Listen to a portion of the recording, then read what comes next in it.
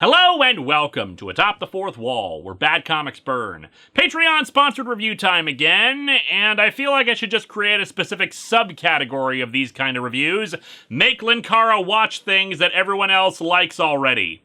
And indeed, this is the case with Megamind, a 2010 Dreamworks movie about a supervillain. Everybody loves it. I was aware that it came out and it was popular among people, both my fellow critics as well as general audiences, but I'm not really a big follower of animated films, films for kids, and superhero media outside of the big two. Though the patron who requested this apparently decided to get me into more of the first two, since they sent me the entire Dreamworks catalog! Because truly that's what my shelf was missing, a copy of B-Movie. Hi, kid. I appreciate that you guys donate stuff to me, and I got a good laugh out of it, which was the intention. Do not send me more copies of B-Movie. I don't know, sometimes hype works for me and gets me wanting to watch something outside of doing it for a review. Other times, I just shrug and fail to see what the big deal is when it's described to me. In the case of Megamind, people wanted me to go into this one without any real prior knowledge, so I guess yeah, I'll do that. I only know it involves superheroes and supervillain stuff. Maybe my mind will get blown. Or maybe I'll decide I had more enthusiasm for the faux documentary / found footage movie Hell House LLC, which I watched on Shudder last week and thought it was okay, and I'm looking forward to watching the sequels while I edit this review. My tastes are weird. Let's dig into the Dreamworks animated film Megamind and see if this is one of those cases where my tastes align with you guys's. Welcome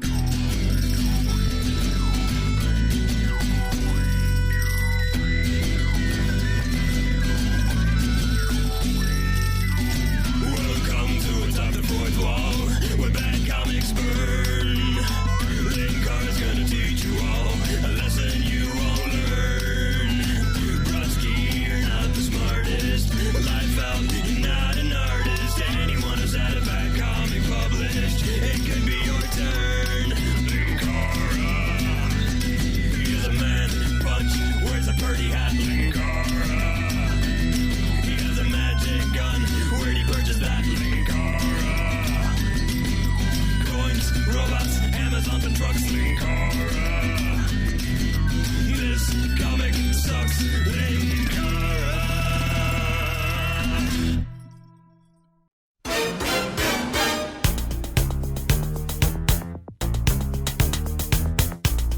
We open with the Dreamworks logo of that kid in the moon fishing. There is no bait on that hook. Does he actually plan on catching anything, or does he just enjoy holding a stick? Here's my day so far. Went to jail, lost the girl of my dreams, and got my butt kicked pretty good. Mr. Freeze sounds peppier than normal. Things could be a lot worse.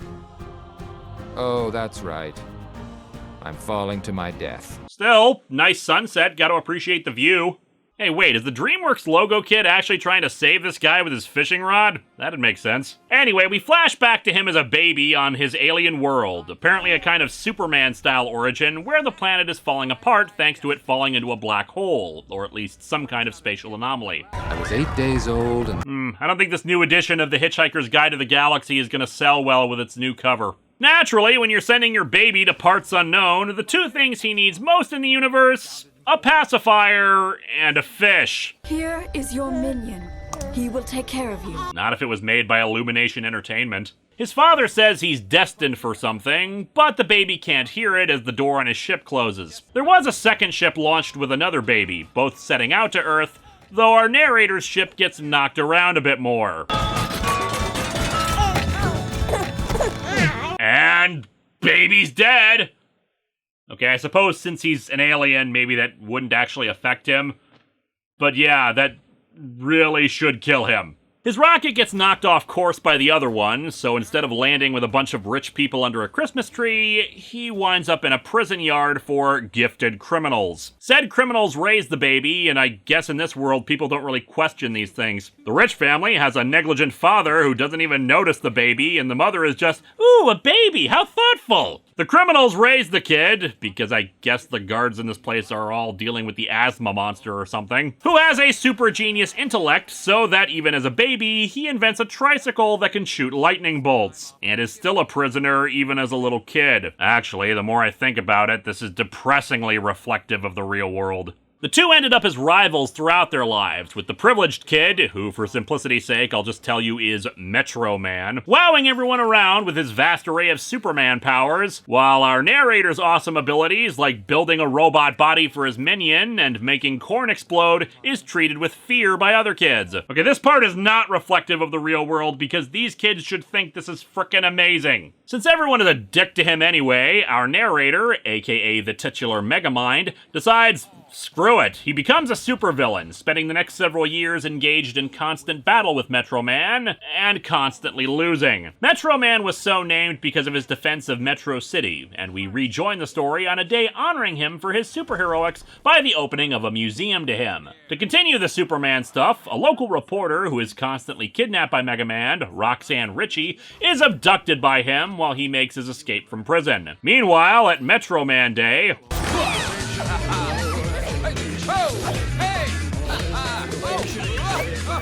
this movie really does not like babies. At Megamind's lair, Roxanne is unconcerned, having gone through the kidnapping routine so many times now it's become old hat, especially since Metro Man always beats him. He contacts Metro Man to taunt him, even creating a shroud of darkness over the area. She easily tells him where they are, and of course Metro Man just flies there, only for it to be a trap, not at the spot she thought they were at, and he aims a death ray at it. But it hasn't finished charging. At first it looks like Metro Man will escape, only it turns out the dome he's in is lined with copper, which is actually his weakness. This gives enough time for the death ray to actually fire and hit him, reducing him to a skeleton that conveniently stays together long enough for it to launch into the air and land on top of Megamind. Oh, right. How you gonna get him? Skeleton power? So yeah, he just killed the superhero.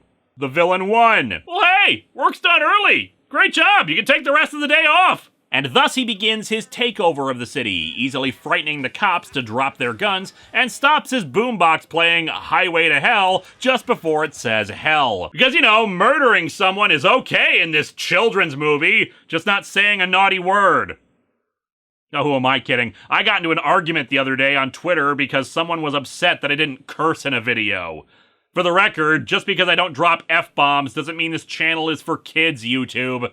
Unless you really think reviews of Trouble are intended for the youngins. He tells ordinary citizens to carry on with their lives while he considers what he'll do with them next. And we soon see what he does next. Basically a crime spree, taking over City Hall, stealing money, gold, and priceless items. But of course, like the dog chasing a car with no idea what he'd do once he got it, Megamind soon is bored and uncertain what his purpose is without a hero to fight. After she makes a broadcast eulogizing Metro Man, Roxanne's clearly depressed, and her cameraman offers her the chance to come to a party at his place, with a bouncy castle and dip. I don't really feel like being around a bunch of people. No, that's the best part. It'll just be like you and me.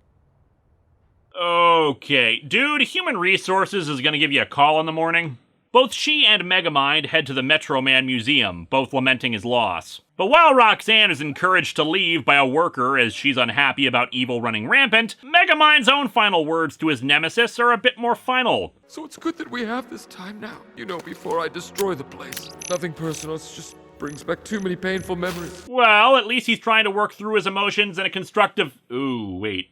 Spotting Roxanne, he doesn't want her to see him while he's in his pajamas. And fair enough, it's hard to maintain your image like that. Though you could just kill her so she won't tell anyone. He runs into the worker, Bernard, and uses his tech to assume his identity, dehydrating the guy's body into a cube. In the elevator ride down, she once again expresses her sorrow over his death. Oh, if only the world had a reset button. I've looked into the reset button. The science is impossible.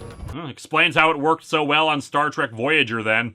I'd say the fact that Megamind still has a huge head would be a giveaway to his true identity, but honestly, I think everybody in this movie has a giant head. When she mentions that heroes aren't born, they're made, he gets inspired to create a superhero to fight. Put the past behind us. Only the future. Ah! Oh, I'm too close! Should have installed a pause button or something for your countdown, man. Rookie mistake. Using a sample of DNA from Metro Man's cape, he intends to give someone Metro Man's powers and train them to be a worthy foe, hoping to restore everything back to the way it was. The minion is less than enthusiastic about this plan, but Megamind can't be swayed. It turns out he also still has Bernard's cell phone, and Roxanne calls it. I guess they also exchanged phone numbers at some point too. Saying she was inspired by their conversation and has tracked down Megamind's secret lair. And she plans to do what exactly? For some reason, he doesn't just, show up in front of her and kick her right out again with his robots, instead disguising himself as Bernard as she tries to decipher Megamind's plans. Shenanigans follow, but she gets her hands on the gun intended to create the new Metro Man. During a struggle, it goes off, the energy heading into a pipe and right outside, into the cameraman, Hal Stewart. Cute. Outside, she hugs him, probably the only physical form of affection he's ever had in his entire life. Although if the criminals in the prison raised him, you'd think one would have hugged him at some point. Despite the fact that Hal clearly is not cut out for these kind of powers, and they have the ability to take the powers out of him, Megamind thinks this is destiny and wants to follow through with the plan. After knocking him out, the power infusion works and Hal gets super buff, though it does nothing for his hair. And Megamind uses his disguise watch to transform into a parody of Marlon Brando's Jor-El, claiming to be his real father who sent him to Earth and all. You've been blessed with unfathomable power. What kind of power? Unfathomable. Like super strength, flight, and heat vision. You cannot fathom these things. He tries to train him in his new powers and to act more like Metro Man in a montage, but he's kind of a douchebag and is gleefully wanting to melt Megamind's face with his heat vision. During this, Megamind is also falling for Roxanne in the Bernard persona, and it's changing him. When she mentions a park that she used to visit as a child is now a dump, he uses his tech to eliminate trash, as well as a poor stray cat. I would just like to point out that our protagonist and main character in the children's movie still has a murderous body count. He even returns all the stolen artwork, though still defaced. Upon reflection, though, that might have actually been the Joker who did that. On a date, Roxanne admits to Bernard that she and Metro Man were never actually a couple. It was just assumed by the public given how often she was kidnapped and rescued by him. You'd think that a reporter would want to clarify that point more. He gives Hal a costume and the codename Titan, since it was the only one he could trademark, and readies him for his first battle, although all Megamind can really think about is Roxanne, to the minions' disapproval. What happens when Roxanne finds out who you really are? She will never find out. That's the point of lying. There is logic in what he says. As they argue, Megamind admits that he may not want to be evil anymore, and that he doesn't need his minion to look after him. Upset, the minion leaves. Wow, we're having the third act breakup right at the halfway point.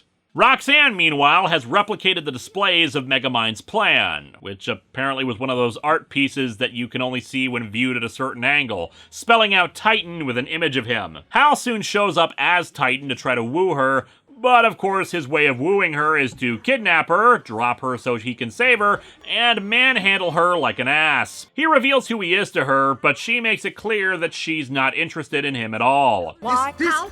This Just isn't take a deep right. breath and listen You're to me for a supposed to moment. be with me. It's Titan, not Hal. Well, Hal, sounds to me like the T stands for toxic masculinity, you douche. Since he won't listen to her trying to warn him about him being involved in Megamind's plot, he just flies off and breaks some windows in the process. She arrives for her date with Bernard, having figured out Megamind's plan, but notes that Hal is the worst person to pick to be a superhero, not helped by him outside observing this date. And when Megamind brings up the possibility of liking someone who looks different, she says that you judge someone by their actions. They kiss, and she accidentally activates his hologram watch, revealing who he really is. Worst part is, they hadn't actually eaten yet, so now the date is ruined and they're hungry. Outside, the rain rehydrates the garbage and the cat, so I guess that's one death undone at least. She also makes it clear that she could never love him, and both walk away dejected. Returning to his lair, he suits up for his battle with Titan, and wow, his new outfit is making Queen Amidala jealous. The collar's so big, new Teen Titans Nightwing is feeling inadequate. The next day, he flies into town in a giant robot suit, calling out Titan, However, the day passes as he waits at City Hall, Titan never showing up. Pissed, he goes to Hal's apartment to look for him and finds him playing video games, alongside a bunch of money and stuff he stole. He rants that being the good guy means nothing to him if he can't win the girl and wants to team up with Megamind, even showing a new costume design for them, including a leash for Megamind to wear.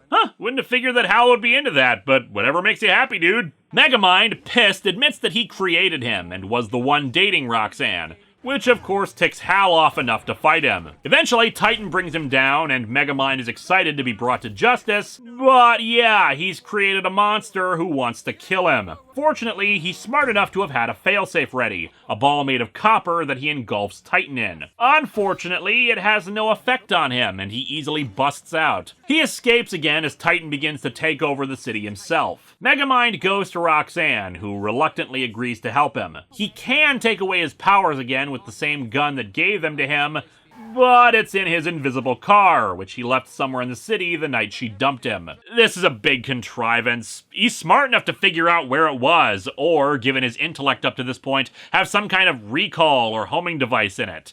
Or just construct a new gun. Honestly, would have worked better if, say, it was damaged, or the minion took it with him or something. They head to Metro Man's old hideout, hidden under the old schoolhouse the two used to go to, and find Metro Man there. He admits that during their earlier fight, he used his super speed to escape and had an existential crisis of his own, sick of doing the same dance with Megamind that he'd been doing his whole life. He's always just been expected to be the hero by everyone, so he played the role. As such, he decided that he could choose his own fate without disappointing anyone by faking his own death. Yeah, the copper thing was bullcrap. I mean, it would be kind of hard for him to go through his entire life without ever interacting with pennies.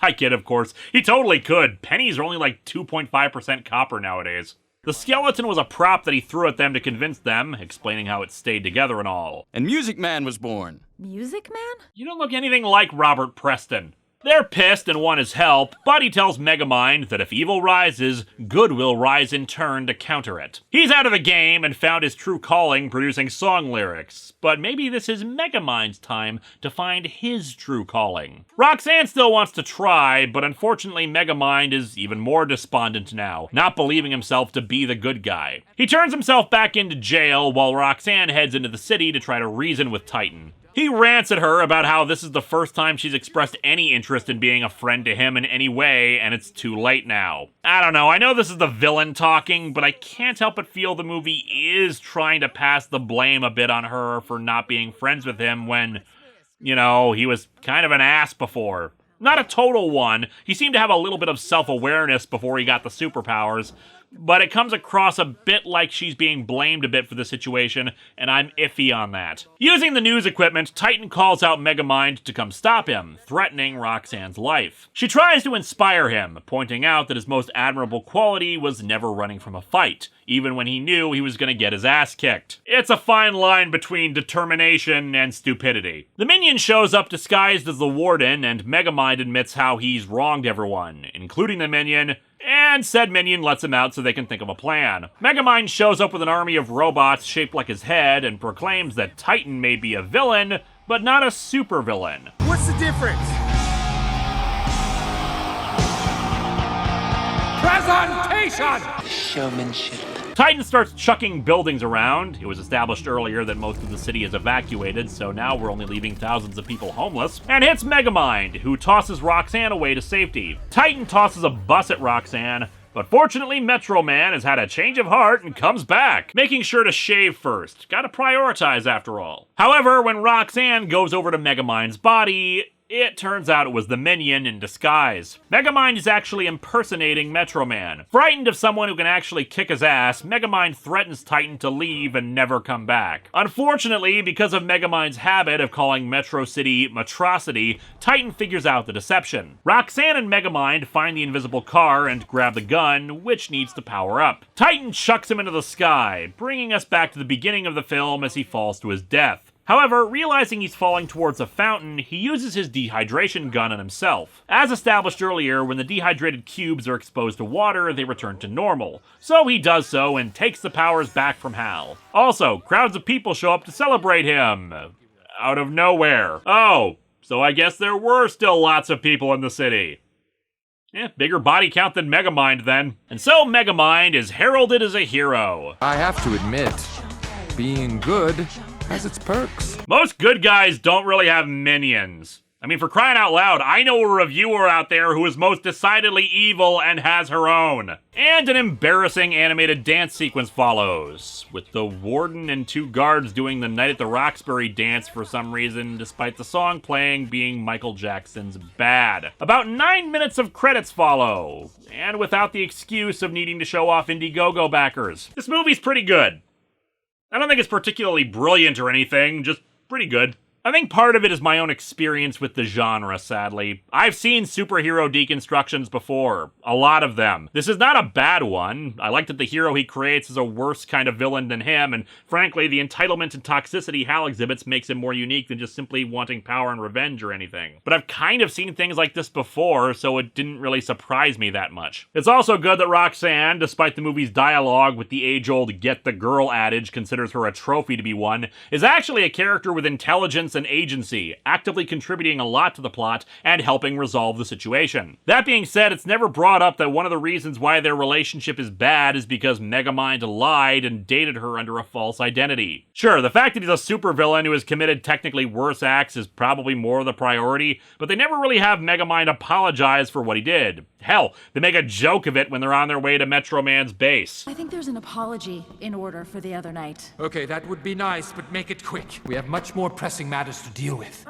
It feels like some bits are missing, like we never get resolution on what Megamind's parents were gonna say to him before the door closes. It felt like that was a moment that was setting up for something later that never happened. Or why Metro Man is suddenly okay with Megamind after spending his entire life in competition with him. Sure, the self-reflection bit and all, but he was still a privileged douchebag, and the movie just treats that like an amusing anecdote about him and not part of some systemic problem with him as a person, confronting his own character flaws. It's just, I don't want to be a hero anymore. I'm bored. I'm not a huge fan of the art style. As I said, everyone's head is shaped weird in an exaggerated manner, but the cartooniness of the characters feels a bit off when compared to, say, the realistic hair and fabric textures or the city itself. Hell, the animation is kind of weird at points. I'd often pause while writing the review, and the paused image would kind of remind me of a 90s CGI film with how awkward that can look. And I should remind everyone, these are my own personal nitpicks. This is not a bad movie at all. It's funny, it's got character arcs, it's got some interesting, if underdeveloped, ideas. There's great setup and payoff for Megamind's tech. The hydration gun, the hologram watches, having to charge up something.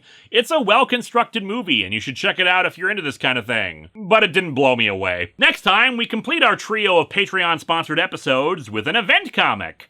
Normally we'd only do those during Event Comics Month, but that's reserved for the big two. Instead, let's check out IDW's Revolution and the return of Rom Space Knight.